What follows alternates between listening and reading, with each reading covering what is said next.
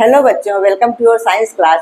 बच्चों, class 10th का metal and non metal chapter चल रहा था, तो आज हम पढ़ेंगे इसका लास्ट टॉपिक कोरोजन और प्रिवेंशन ऑफ कोरोजन के बारे में पढ़ेंगे। तो चलिए बिना देरी के स्टार्ट करते हैं। तो देखिए कोरोजन क्या होता है। When a metal is attacked by substances around it such as moisture, acids etcetera, it is said to corrode and this process is called corrosion. हाँ, तो जब कोई मेटल अपने सराउंडिंग से मॉइस्चर या एयर के अटैक से कोरोड हो जाती है, मतलब डल हो जाती है, उसके ऊपर कुछ कोटिंग्स आ जाती है, मेटल की जो नेचुरल शाइन होती है वो कम हो जाती है। तो किसी मेटल में ब्लैक कोटिंग आ जाती है, किसी में ग्रीन कोटिंग आ जाती है, और जैसे आयरन जैसी मेटल है उसमें रस्ट लग जाता है, तो इसको हम बोलते हैं कोरोजन। मतलब मेटल कोरोड हो रही है, धीरे धीरे मेटल ये कमजोर होती जाती है कोरोजन की वजह से। तो हम आगे पढ़ेंगे कि कोरोजन को कैसे हम प्रिवेंट कर सकते हैं, उसके बारे में भी पढ़ेंगे। कुछ मेटल्स जो होती हैं वो ज्यादा कोरोड होती हैं, और कुछ जो अनरिएक्टिव मेटल्स हैं वो इतनी जल्दी कोरोड नहीं होती हैं। तो कोरोजन का एग्जांपल आप अपने डेली लाइफ में भी देख सकते हैं, जैसे black coating on silver and green coating on copper are examples of corrosion. जो सिल्वर को एटमॉस्फेयर में ऐसे ही छोड़ दिया जाता है तो काफी दिनों के बाद वो थोड़ी डल हो जाती है और ब्लैकिश हो जाती है। जो सिल्वर ऑर्नामेंट्स होते हैं वो ब्लैक से हो जाते हैं। इसी तरह से कॉपर को भी अगर ऐसे मॉइस्ट एयर में छोड़ दिया जाता है तो उसके ऊपर ग्रीन कोटिंग आ जाती है। तो ये कोरोजन की वजह से होता है। तो ऐसा होता क्यों है? Generally silver is unreactive metal, it does not react easily with the oxygen of air, but air contains small amount of sulphur compounds such as hydrogen sulphide gas. तो एटमॉस्फेयर में जो हाइड्रोजन सल्फाइड गैस होती है वो silver के साथ react करती है तो ब्लैक कोटिंग बना देती है सिल्वर सल्फाइड की। Hydrogen sulphide gas H2S silver के साथ रिएक्ट करके बनाती है सिल्वर सल्फाइड की कोटिंग Ag2S, ये होता है ब्लैक कलर का। इसी तरह से कॉपर वैसे शाइनी ब्राउन कलर का होता है, लेकिन आप लोगों ने देखा होगा घरों में भी कॉपर के बर्तन होते हैं, अगर उनको बहुत दिनों तक साफ ना किया जाए तो उसमें ग्रीन कलर की कोटिंग आ जाती है। वो किस लिए आती है? तो कॉपर भी इतना ज्यादा रिएक्टिव नहीं है, बट एटमॉस्फेयर जो कार्बन डाइऑक्साइड होती है उससे रिएक्ट करके बेसिक कॉपर कार्बोनेट की लेयर बना लेता है। वो ग्रीन कलर की लेयर बेसिक कॉपर कार्बोनेट की होती है। मतलब बेसिक कॉपर कार्बोनेट है क्या? Mixture of copper carbonate and copper hydroxide. तो कॉपर के ऊपर जो ग्रीन कोटिंग होती है वो होता है mixture of copper carbonate CuCO3 और कॉपर हाइड्रोक्साइड CuOH ट्वाइस, ये होती है ग्रीन कोटिंग। तो ये ग्रीन कलर की कोटिंग कॉपर के ऊपर आ जाती है। तो कॉपर वेसल्स को अगर हम लेमन से साफ करते हैं तो फिर से वो शाइनी ब्राउन कलर में हो जाती है। मतलब लेमन में एसिड होता है तो वो एसिड इस बेसिक कॉपर कार्बोनेट को अपने में डिसॉल्व कर लेता है, इसलिए वापस फिर से वो चमकदार हो जाती है। कोरोजन से सबसे ज्यादा नुकसान होता है आयरन को, क्योंकि आयरन एक ऐसी मेटल है जो बहुत ज्यादा यूज होती है डेली लाइफ में। हर जगह आयरन का यूज होता है, बिल्डिंग बनाने में, ब्रिजेस बनाने में, रेलिंग बनाने में, बर्तन बनाने में, हर जगह आयरन का यूज होता है। तो आयरन सबसे ज्यादा यूज होने वाली मेटल है, इसलिए सबसे ज्यादा नुकसान इसी को होता है। तो आयरन के ऊपर जो कोटिंग होती है उसको रस्ट बोला जाता है। तो रस्ट एक्चुअली है क्या? Iron when exposed to moist air for a long time it gets a coating of brown flaky substance called rust. तो अगर आयरन को हम मॉइस्ट एयर में काफी टाइम तक छोड़ दें तो उसमें क्या हो जाता है? Coating of brown flaky substance. Brown colour का फ्लेकी सब्सटेंस होता है, इसको हम रस्ट बोलते हैं, हिंदी में उसको जंग बोला जाता है। फ्लेकी सब्सटेंस मतलब उसकी एक एक परत उखड़ने लगती है और आयरन मेटल धीरे धीरे खत्म हो जाती है रस्ट लगने से। ठीक है, तो आयरन में रस्ट लगने का कारण क्या है? एयर भी है और मॉइस्चर भी है। जब दोनों चीजें मिलेंगी तभी आयरन में रस्ट लगता है। मतलब अगर हम आयरन को डैम्प एयर में छोड़ें तभी आयरन में रस्ट लगता है। तो एक्चुअली हमारे एनवायरनमेंट में डैम्प एयर ही होती है, क्योंकि एयर में थोड़ी मॉइस्चर तो होती ही है। तो आयरन में रस्ट लगने के लिए मॉइस्चर और एयर दोनों का होना जरूरी है। इसके लिए हम एक एक्सपेरिमेंट करके देखते हैं तो पता चल जाता है कि जब दोनों होंगे तभी आयरन में रस्ट लगेगा, अदरवाइज नहीं लगेगा। सिर्फ एक चीज से रस्ट नहीं लगेगा। तो आयरन में रस्ट लगने की कंडीशंस क्या है, इसके लिए हम एक छोटा सा एक्सपेरिमेंट करते हैं। हम 3 टेस्ट ट्यूब्स लेते हैं, इनको नाम दे देते हैं A, B एंड C। तो टेस्ट ट्यूब A में हम नॉर्मल वाटर भर लेते हैं और उसमें कुछ आयरन नेल्स इस तरह से डाल देते हैं कि थोड़ी सी ऊपर रहें और थोड़ी सी डूबी रहें। तो वाटर में आयरन नेल्स डालने के बाद इसको कॉर्क से बंद कर देते हैं। अब टेस्ट ट्यूब में एयर भी है, वाटर भी है। अच्छा, इसको कुछ दिनों के लिए छोड़ देते हैं। फिर दूसरी टेस्ट ट्यूब भी है, उसमें हम क्या करते हैं? बॉइल्ड डिस्टिल्ड वाटर लेते हैं। बॉइल्ड वाटर इसलिए लेते हैं कि वाटर में अगर कोई एयर डिजॉल्व हो तो वो निकल जाए, और इसमें आयरन नेल्स डाल देते हैं इस तरह से कि पूरा डिप हो जाए, पूरा अच्छी तरह से इमर्ज हो जाए। उसके बाद थोड़ा सा ऑयल डाल देते हैं और इसको भी कॉर्क बंद करके रख देते हैं। ठीक है, और एक थर्ड टेस्ट ट्यूब है, इसमें हम क्या करते हैं? हम एनहाइड्रस कैल्शियम क्लोराइड डालते हैं जो कि ड्राइंग एजेंट है। मतलब अगर कोई मॉइस्चर होगा टेस्ट ट्यूब के अंदर तो वो उसको सोख लेगा, उसको सोख कर लेगा। एनहाइड्रस कैल्शियम क्लोराइड डालने के बाद आयरन नेल्स हम इसमें डालते हैं और कॉर्क से टेस्ट ट्यूब को बंद कर देते हैं। अब यहाँ पर क्या है, जो मॉइस्चर है वो एनहाइड्रस कैल्शियम क्लोराइड सोख लेता है, तो यहाँ की एयर ड्राई हो जाती है। अब इनको कुछ दिनों के लिए हम छोड़ देते हैं, लगभग 1 वीक के लिए, 4-5 डेज के लिए छोड़ दो। उसके बाद हम देखेंगे, जब 4-5 डेज के बाद हम खोल के देखते हैं तो हम देखते हैं कि हमारी टेस्ट ट्यूब ए की जो आयरन नेल्स हैं उन्हीं में रस्ट लगा है। बाकी ना तो टेस्ट ट्यूब बी वाली आयरन नेल्स में रस्ट लगा है, ना ही टेस्ट ट्यूब सी वाली आयरन नेल्स में रस्ट लगा है। तो इसका रीजन क्या है? देखो, टेस्ट ट्यूब ए में हमारे पास क्या है, मॉइस्चर भी है और एयर भी है, दोनों चीजें मिल गई तो इसमें रस्ट लग गया। टेस्ट ट्यूब बी में हमने बॉइल्ड डिस्टिल वाटर डाला था कि वाटर के अंदर जो भी एयर हो वो खत्म हो जाए। उसके बाद हमने लेयर ऑफ ऑयल डाली थी कि बाहर से एयर इसके अंदर ना जा सके।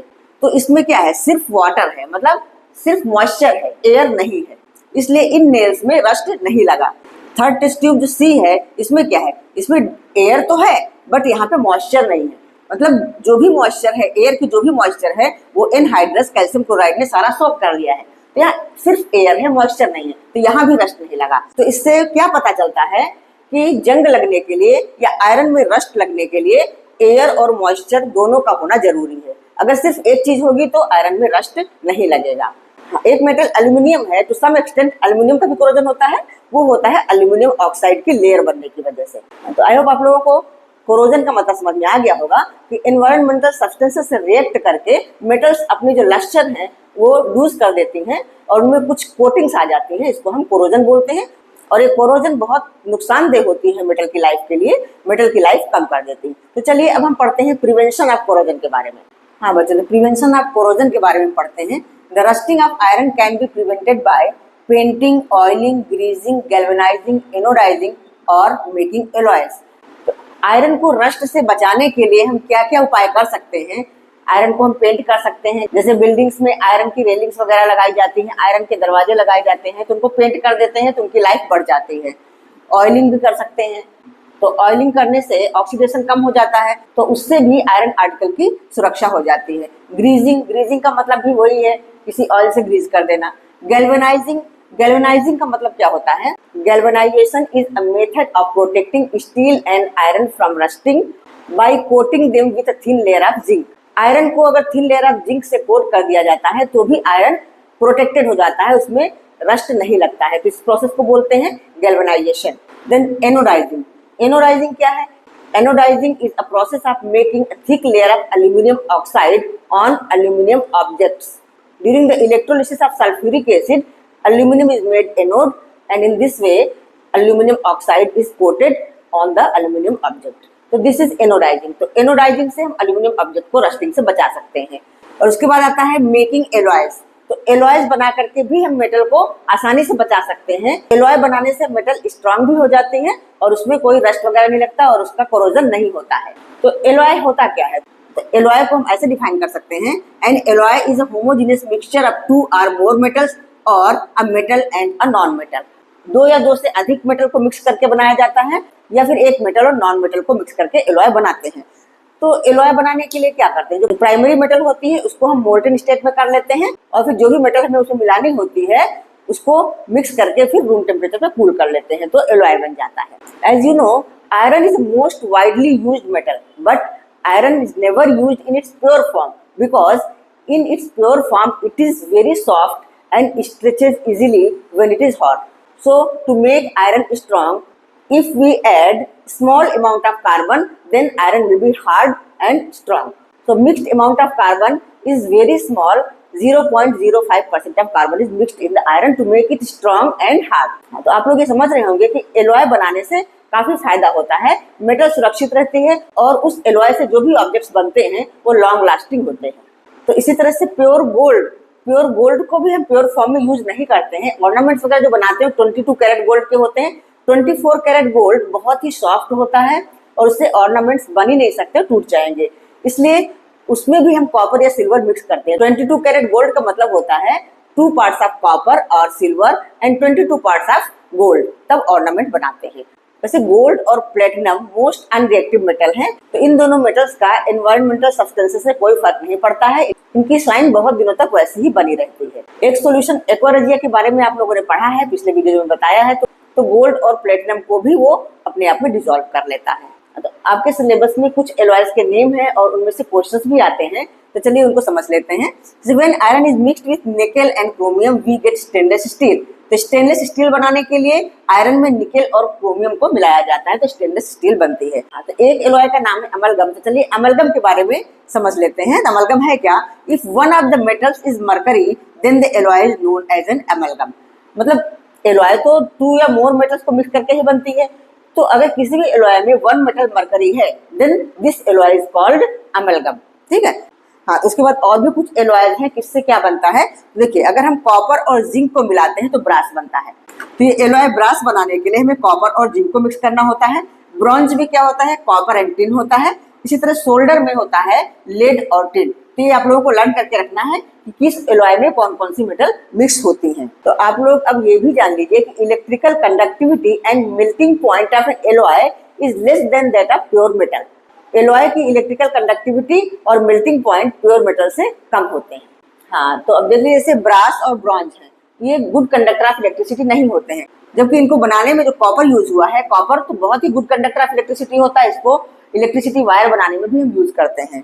इसी तरह से हमारा सोल्डर है, सोल्डर जो कि लेड और टिन से मिलकर के बना है, इसका मेल्टिंग पॉइंट बहुत लो होता है और ये इलेक्ट्रिकल वायर्स को जोड़ने में, वेल्डिंग करने में यूज किया जाता है। तो मेटलर्जी का एक बहुत ही अच्छा एग्जांपल है कुतुब मीनार में जो आयरन पिलर है वो 1600 ईयर्स एगो बनाया गया था, बट उसमें रस्ट नहीं लगता। तो उसको बनाने के लिए उस टाइम के साइंटिस्ट ने कुछ ऐसे डेवलप किया होगा, ऐसी मेटल्स मिलाई होगी आपस में कि उसमें रस्ट ना लगे, और आयरन पिलर तब से अब तक ऐसे ही खड़ा हुआ है, उसमें कोई रस्ट नहीं लगा। तो आई होप आप लोगों को समझ में आ गया होगा कोरोजन क्या है, प्रिवेंशन ऑफ कोरोजन भी आप लोगों ने सीख लिया। तो आज ये चैप्टर खत्म होता है। अब नेक्स्ट वीडियो में मैं क्वेश्चंस करवाऊंगी जो कि चैप्टर के लास्ट में क्वेश्चन है, वो स्टार्ट करूंगी। तो आई होप आप लोगों को समझ में आया होगा। अगर वीडियो समझ में आया है, अच्छा लगा है, तो लाइक करिए और अपने फ्रेंड्स को भी शेयर करिए कि वो भी इसका फायदा उठा सकें। और अगर अब तक सब्सक्राइब ना किया हो तो सब्सक्राइब कर लीजिए। फिर मिलती हूँ नेक्स्ट वीडियो में चैप्टर के लास्ट वाले क्वेश्चन के साथ। तब तक के लिए बाय बाय।